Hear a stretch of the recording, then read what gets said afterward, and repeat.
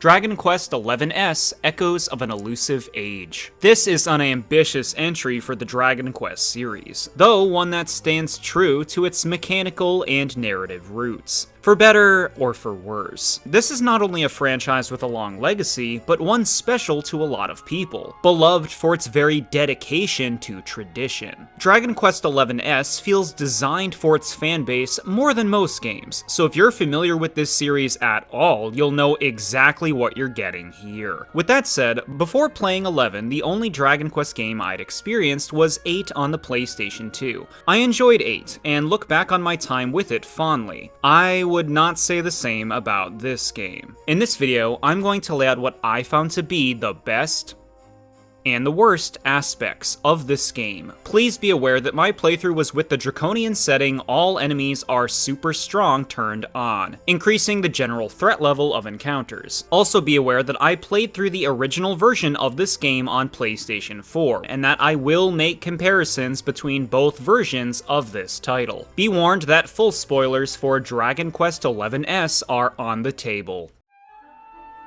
The best. Number 1, art direction. It's no surprise these vibrant aesthetics are a high point. Environments are just so colorful and appealing. There's an excellent attention to detail to towns in particular, and the initial walk into Heliodor makes a strong first impression, setting a whole new standard for Dragon Quest settlements. Gallopolis, Octagonia, and Phnom Non are also great examples. Each is compelling in its own way, but the two locations that wowed me the most are the frozen city of Sniffelheim with its icy stained glass motif and the underwater paradise of Nautica, the stunning home of mermaids and sea creatures. The variety of themes and atmospheres really sells being on an adventure. Cutscenes look great and character models hold up nicely up close. Battle attacks are satisfying with flashy effects and expressive animations. Pep powers in particular are captivating in their nonsense, really nailing the series' wacky charm. Party members have simple yet distinguishable designs and look good together. Visually, it's all very inviting. The Switch version of Dragon Quest XI's does let down the presentation in some critical ways, which I'll get into more later, but the success of this graphical style is obvious. This is a lovely looking game. Number 2, monsters. For how large this series is, not a lot of characters stand out, but if you're talking monsters, that's a whole other story. Bursting with creativity.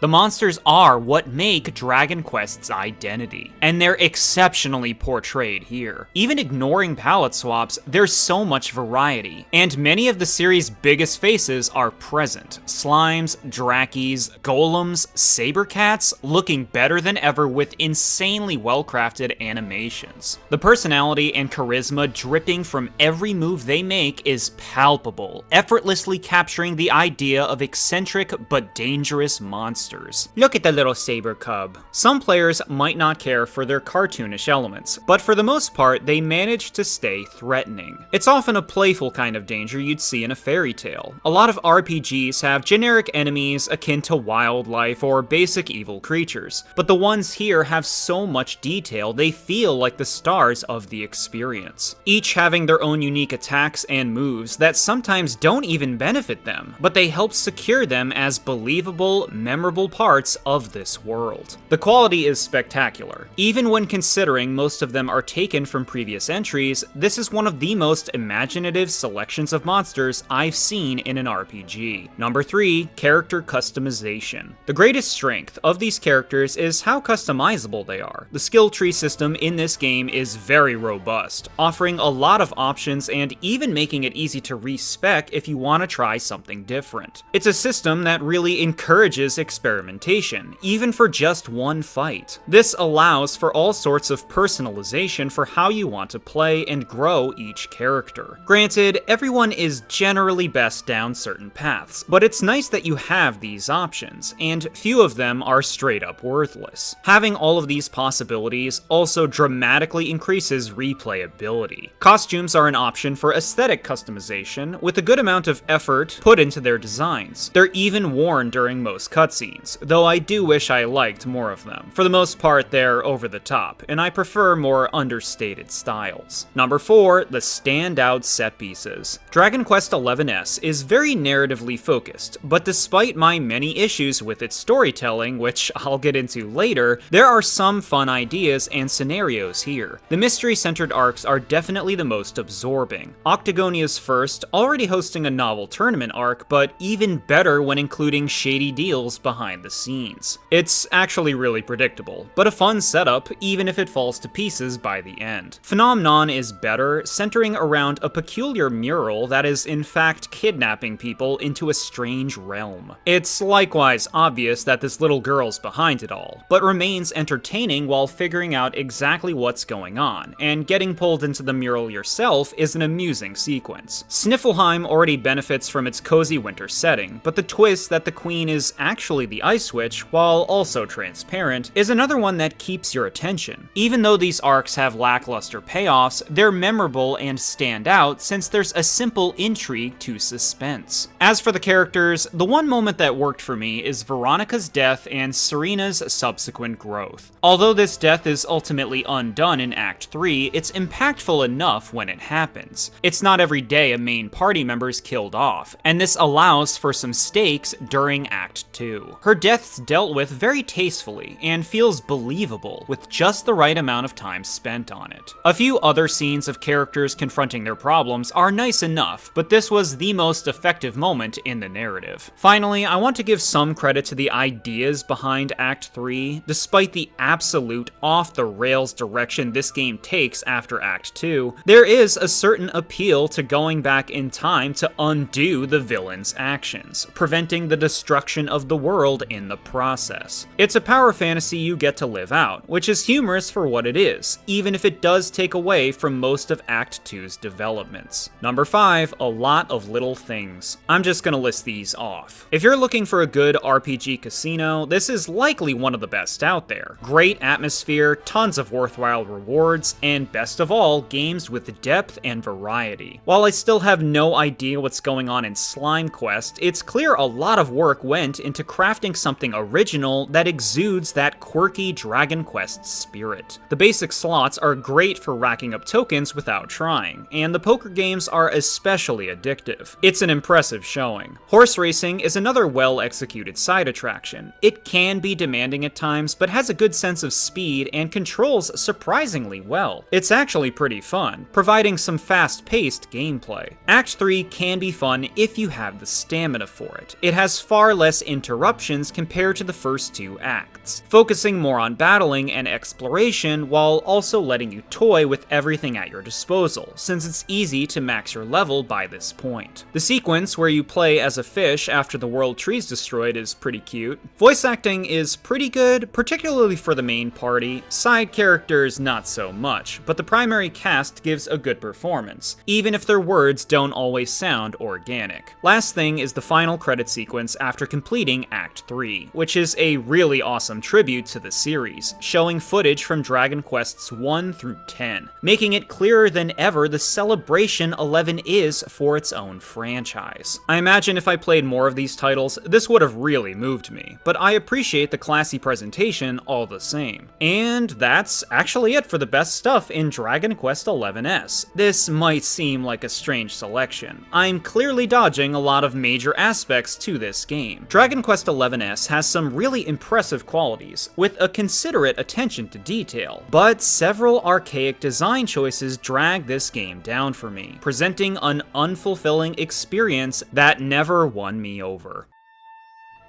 The worst, number 1, music. Let's bang out the most obvious thing before getting into the real meat. Orchestrated or not, this is unpleasant music. It's not common for a game's soundtrack to be so off-putting that it's an element that deserves calling out, but man is this stuff brutal on the ears. Full disclosure, I've never been a fan of Dragon Quest music in general. The previous game I completed, 8, has a better selection with a few nice pieces, but it's the bombastic style of the series that I've never ever enjoyed. The main theme in particular is obnoxious and grating, and unfortunately, most tracks go for a similar tone. That's not to say there aren't some scores that I can appreciate. Hotto and Nautica have nice, subtle pieces, and I enjoy Arboria's theme and the final flight song at the end of Act 3, both of which had their own versions in Dragon Quest VIII. Oh, and that super doofy boss theme that's used in like a handful of fights in the whole game. It's silly and dumb, but I can't deny its catchiness.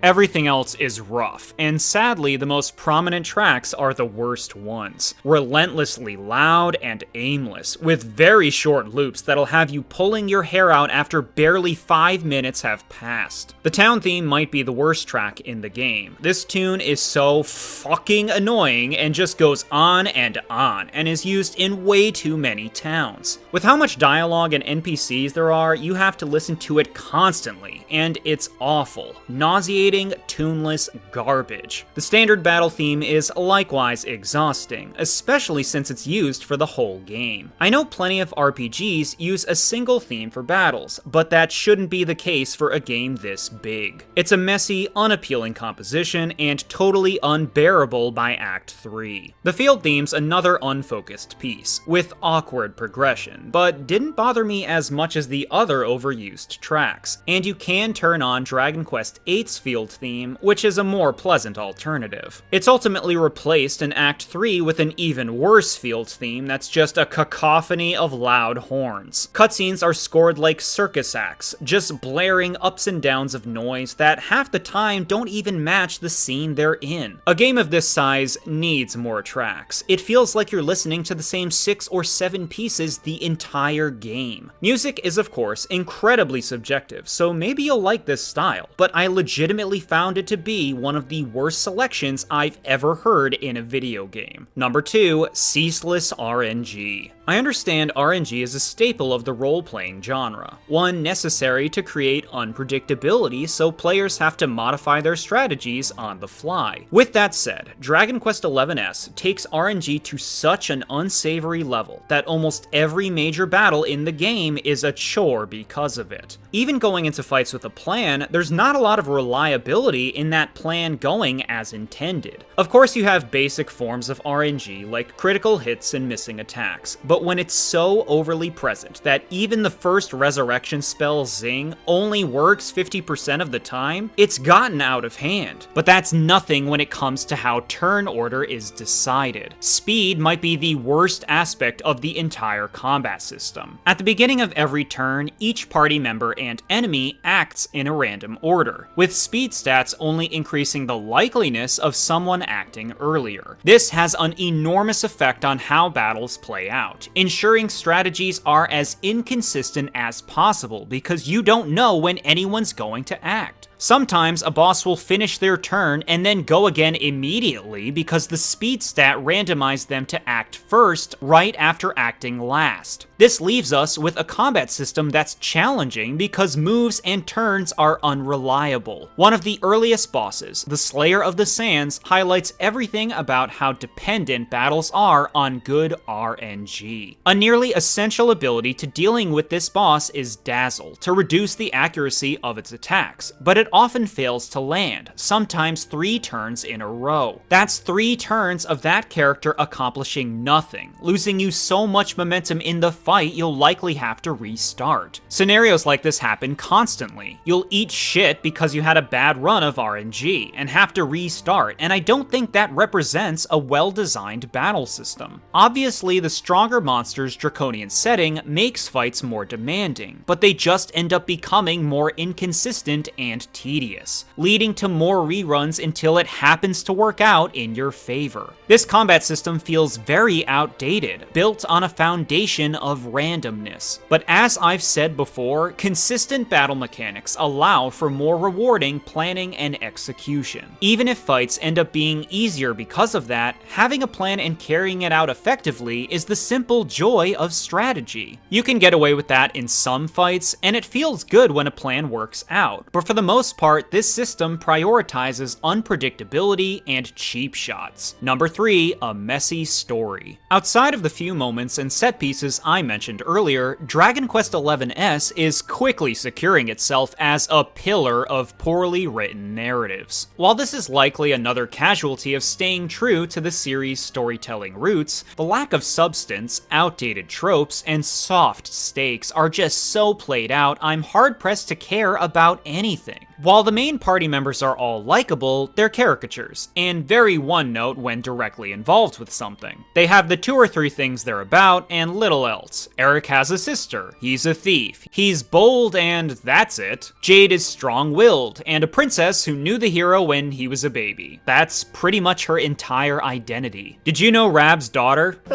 Eleanor, died and his kingdom was destroyed a long time ago? You probably do, since that's his whole character outside of the tasteless comedy scenes showing his dirty magazines. Most of the time, the party's a generic hive mind, which isn't exactly uncommon for the genre, but very noticeable here, when you realize there's nothing interesting about their relationships with each other. The hero, being another chosen one to stop evil, is a tired cliche applied at its worst in this game. His luminary status is used to overcome obstacles whenever it's convenient for the story, with its vague abilities because he's destined or whatever. But how can you feel immersed at all when magical hogwash saves the day whenever it feels like it? Eric is along for the ride only because he was told to be by the Seer. The Seer is nothing but a contrived tool for the plot to force the story along when there's no direction, and another vague entity to solve problems because magic or whatever. That's not relatable, that's uninteresting, and makes it clear that there really aren't any rules to this world. It's like a theme park ride. Fabricated story beats are non-stop. The hero and Eric have to escape or they'll be captured. Not to worry, 2 tamed horses happen to be right next to them with saddles on and no one else in sight. How convenient. Oh no, Eric is going to be captured. This wasn't totally preventable or anything. He definitely needed to sacrifice himself here. Let's all run away from the handful of guards, even though we never run away from any other fights. Heroes aren't sure what to do next? That's okay. Benedictus, had a premonition when he was sleeping. Yeah, that's it. That's natural progression. Serena and Veronica join you for similarly arbitrary reasons. They're destined to help the Luminary because of their ancestry. Sure, that'll staple them to the plot. How relatable and moving. It's hard to care about a story when motivations feel forced, and characters lack agency. It gets boring quickly, and outside of a few notable arcs, most of them are filler for the sake of presenting gameplay. But in that case, why make cutscenes and dialogue so drawn out? It's clearly a huge focus. This world doesn't feel real. It doesn't feel alive. World building is very bare bones, with hardly any depth to it. Lines like, "Say hello to my enormous friend," couldn't pull me out of this fantasy universe faster. NPCs feel like NPCs, with only a couple dozen designs and tons of worthless, drawn-out ramblings that are rarely insightful. It's draining to listen to. They just go on and on. Stakes barely feel present, especially since Act 3 undoes just about every bad thing that happens in the game, even stuff from Act 1 that had nothing to do with Mordegon. And I am not even close to being finished. In Octagonia, the twist is that everyone's favorite fighter Vince is the one responsible for kidnapping fighters and handing them over to a monster who drains them of their life force, killing them in the process. After being caught, he's like, "Woe is me, I did it for the children." But like, dude, you're responsible for kidnapping people, getting them killed, and using their life force juice to power yourself up for fights. Dude's a psychopath. And then, in a scene afterwards, he admits his wrongs and everyone forgives him. He even cracks a joke about taking more of the juice? Like, what the fuck? You're a kidnapping murderer. And they're like, "I just can't stay mad at the lovable guy." Don't worry, lad.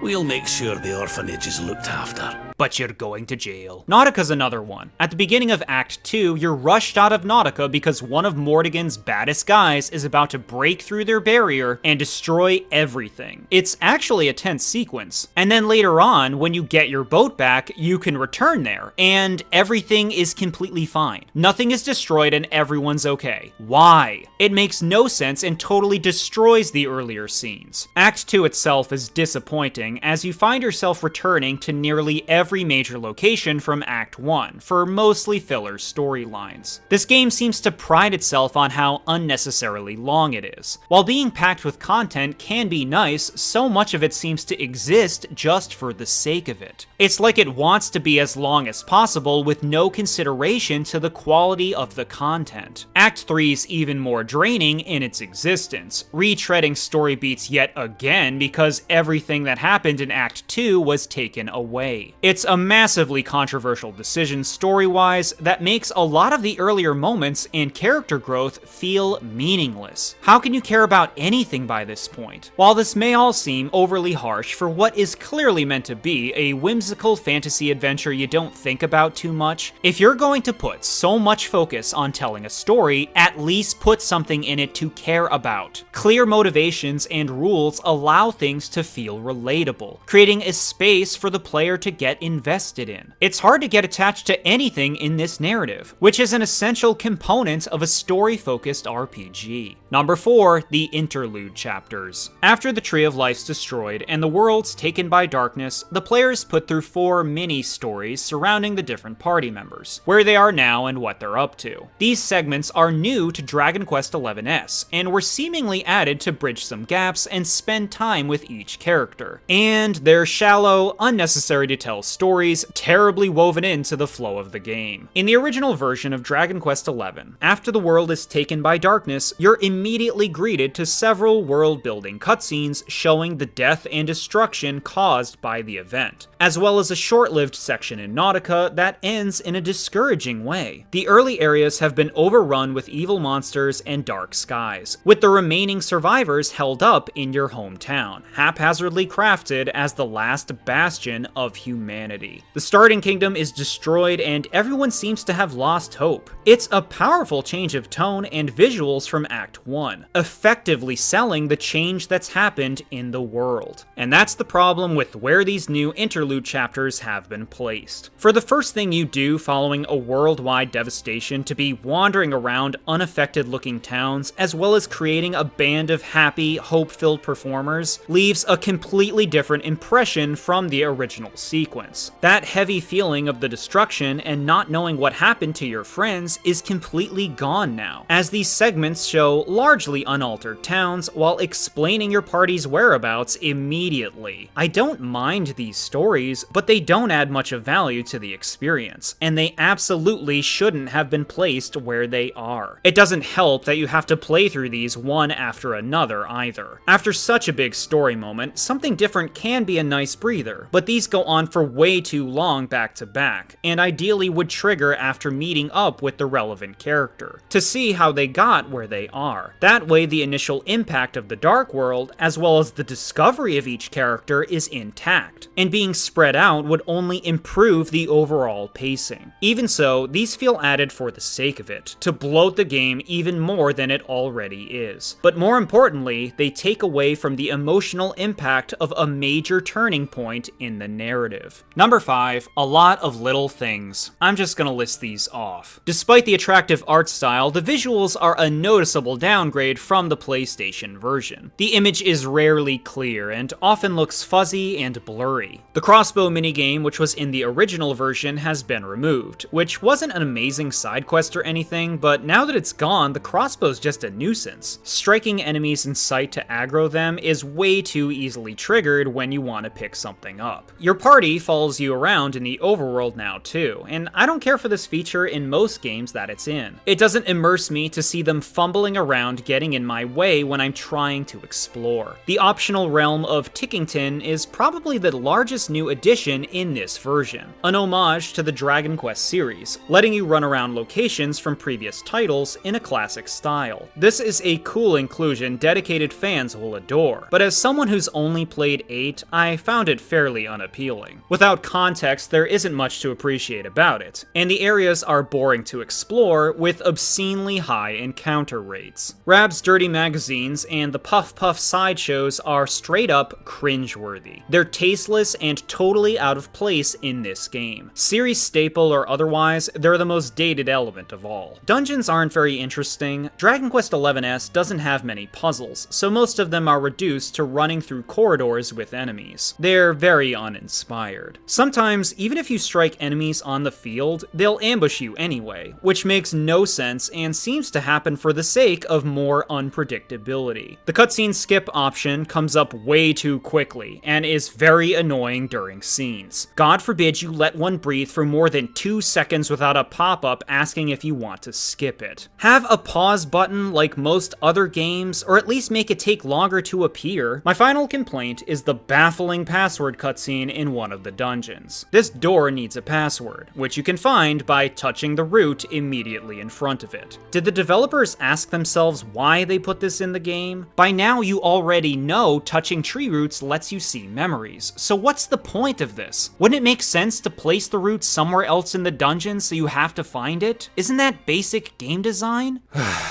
Wow. With all that said, you'd think this is one of the worst games I've ever played. But truthfully, I don't think this is a bad game. But I also don't think I'm going to be playing any more Dragon Quest games. Full disclosure, this playthrough took 2 years for this review. I had to take long breaks in between acts to muster up the stamina to continue. I'm happy that I compiled my thoughts and achieved closure here, but needing to take breaks from a game really says something about how exhausting it is to play. It's rare for me to take long breaks from a game I intend to finish. There are absolutely things to appreciate about Dragon Quest XI's. The developers put an enormous amount of effort into this game, and that's undeniable. I've seen a lot of praise for this title, with some even claiming it's one of the best RPGs of the current day. But I don't feel that way at all. Too many of these design choices feel outdated, presenting a story that's rarely interesting, a world that feels flat, and a combat system that prides itself on inconsistency. If you like traditional turn-based RPGs, and don't mind a safe, run-of-the-mill narrative, you'll likely have a great time with this one. But for me, safe and run-of-the-mill just doesn't cut it anymore. Thank you all so much for watching. If you liked my video, subscribe and check out my Patreon. Thank you so much to all of my patrons for your support. I'll see you next time.